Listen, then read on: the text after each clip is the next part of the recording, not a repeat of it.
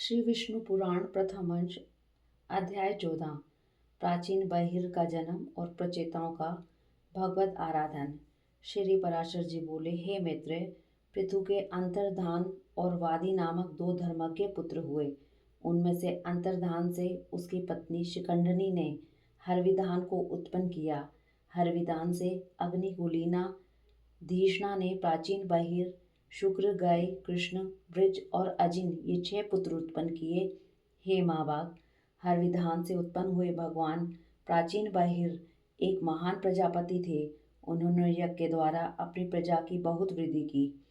हे मुने, उनके समय में यज्ञानुष्ठान की अधिकता के कारण प्राचीन आग्र कुश समस्त पृथ्वी में फैले हुए थे, इसलिए वे महाबली प्राचीन बहिर नाम से विख्यात हुए।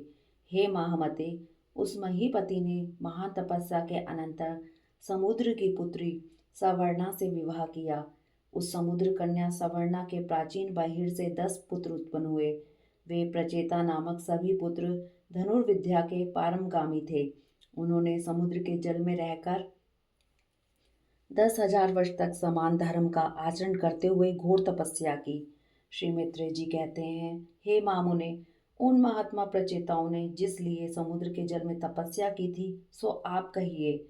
श्री पराशर जी कहने लगे, एक बार प्रजापति की प्रेरणा से प्रचेताओं के महात्मा पिता प्राचीन बहिर ने उनसे अति सम्मान पूर्वक संतान उत्पत्ति के लिए इस प्रकार कहा, हे पुत्रों, देव अधिदेव ब्रह्मा जी ने मुझे आज्ञा दी है कि तुम प्रजा की वृद्धि करो, और मैंने भी उनसे बहुत अच्छा कह दिया है। अतः हे पुत्रगण, तुम भी मेरी प्रसन्नता के लिए सावधानी पूर्वक प्रजा की वृद्धि करो, क्योंकि प्रजापति की आज्ञा तुमको भी सर्वदा माननीय है।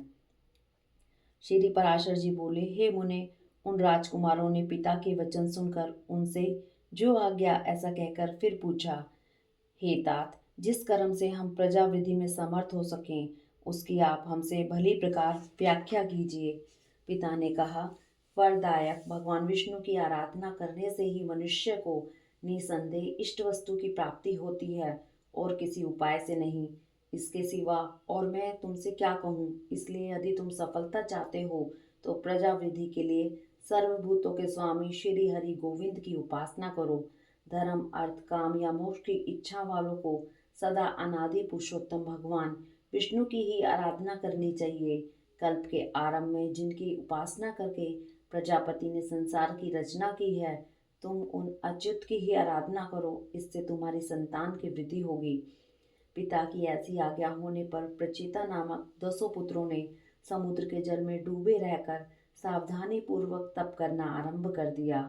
हे मुनिश्रेष्ठ, सर्वलोकाश्रय जगतपति श्री नारायण में चित्त लगाए हुए उन्होंने 10,000 वर्ष तक वहीं जल में ही स्थित रहकर देवाधिदेव श्री हरि की एकाग्र चित्त से स्तुति की, जो अपनी स्तुति की जाने पर स्तुति करने वालों की सभी कामनाएं सफल कर देते हैं। श्री मैत्रेय जी बोले, हे मुनिश्रेष्ठ, समुद्र के जल में स्थित रहकर प्रचेताओं ने भगवान विष्णु की जो अति पवित्र स्तुति की थी, वह कृपया मुझसे कहिए। श्री पराशर बोले, हे मैत्रेय, पूर्व काल में समुद्र में स्थित रहकर प्रचेताओं ने तन्मय भाव से श्री गोविंद की जो स्तुति की थी, वह सुनो। प्रचेताओं ने कहा, जिसमें संपूर्ण वाक्यों की नित्य प्रतिष्ठा है, अर्थात जो संपूर्ण वाक्यों के एकमात्र प्रतिपाद हैं और जगत की उत्पत्ति और प्रलय के कारण हैं, उन निखिल जगत नायक परम प्रभु को हम नमस्कार करते हैं, जो आदि ज्योति स्वरूप अनुपम अनु अनंत अपार और समस्त चराचर के कारण हैं, तथा जिन रूपहीन परमेश्वर के दिन रात्रि और संध्या ही प्रथम रूप हैं, उन काल स्वरूप भगवान को नमस्कार है। समस्त प्राणियों के जीवन रूप जिनके अमृत में स्वरूप को देव और पितृगण नित्य प्रति भोगते हैं, उन सोम स्वरूप प्रभु को नमस्कार है, जो तीक्ष्ण स्वरूप अपने तेज से आकाश मंडल को प्रकाशित करते हुए अंधकार को भक्षण कर जाते हैं, तथा जो घाम, शीत और जल के उद्गम स्थान है, उन सूर्य स्वरूप नारायण को नमस्कार है, जो कठिनता युक्त होकर इस संपूर्ण संसार को धारण करते हैं और शब्द आदि 5 विषयों के आधार तथा व्यापक हैं, उन भूमि रूप भगवान को नमस्कार है, जो संसार का योनि रूप है और समस्त देहधारियों का बीज है। भगवान हरि के उस जल स्वरूप को हम नमस्कार करते हैं। जो समस्त देवताओं का हव्य भुक और पितृगण का कव्य मुख है, उस अग्नि स्वरूप विष्णु भगवान को नमस्कार है, जो प्राण अपान आदि 5 प्रकार से देह में स्थित होकर दिन रात चेष्टा करता रहता है तथा जिसकी योनि आकाश है, उस वायु रूप भगवान को नमस्कार है, जो समस्त भूतों को अवकाश देता है, उस अनंत मूर्ति और परम शुद्ध आकाश स्वरूप प्रभु को नमस्कार है। समस्त इंद्रिय सृष्टि के जो उत्तम स्थान हैं, उन शब्द स्पर्श आदि रूप विधाता श्री कृष्ण चंद्र को नमस्कार है, जो शर और अक्षर इंद्रिय रूप से नित्य विषयों को ग्रहण करते हैं, उन ज्ञान मूल हरि को नमस्कार है। इंद्रियों के द्वारा ग्रहण किए विषयों को जो आत्मा के सम्मुख उपस्थित करता है, उस अंतःकरण रूप विश्वात्मा को नमस्कार है, जिस अनंत में सकल विश्व स्थित है, जिससे वह उत्पन्न हुआ है, जो उसके लय का भी स्थान है, उस प्रकृति स्वरूप परमात्मा को नमस्कार है, जो शुद्ध और निर्गुण होकर भी ब्रह्मवश गुण युक्त से दिखाई देते हैं, उन आत्म स्वरूप पुरुषोत्तम देव को हम नमस्कार करते हैं, जो अविकारी अजन्मा शुद्ध निर्गुण निर्मल और श्री विष्णु का परम पद है, उस ब्रह्म स्वरूप को हम नमस्कार करते हैं, जो न तो लंबा है, न पतला, न मोटा है, न छोटा है, न काला है, न लाल है, जो स्नेही क्रांति तथा शरीर से रहित एवं अनासक्त और अशरीरी है, जो अवकाश स्पर्श गंध और रस से रहित तथा आंख कान विहीन अचल एवं जीवा हाथ और मन से रहित है, जो नाम गोत्र सुख और तेज से शून्य तथा कारणहीन है,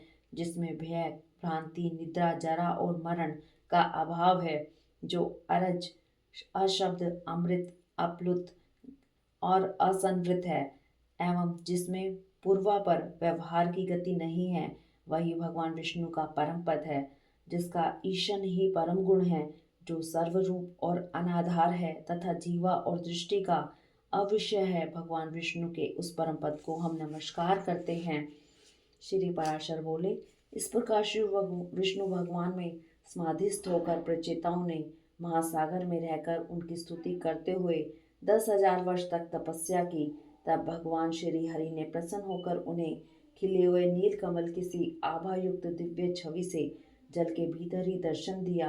प्रचेताओं ने पक्षीराज गरुड़ पर चढ़े हुए श्री हरि को देखकर उन्हें भक्ति भाव के भार से झुके हुए मस्तकों द्वारा प्रणाम किया। तब भगवान ने उनसे कहा, मैं तुमसे प्रसन्न होकर तुम्हें वर देने के लिए आया हूँ, तुम अपना अभिष्ट वर मांगो। तब प्रचेताओं ने वरदायक श्री हरि को प्रणाम कर जिस प्रकार उनके पिता ने उन्हें प्रजावृद्धि के लिए आज्ञा दी थी, वह सब उनसे निवेदन की। तदंतर भगवान उन्हें अभिष्ट वर देकर अंतर ध्यान हो गए और वे जल से बाहर निकल आए। इति श्री विष्णु पुराणे प्रथम अंशे 14 अध्याय।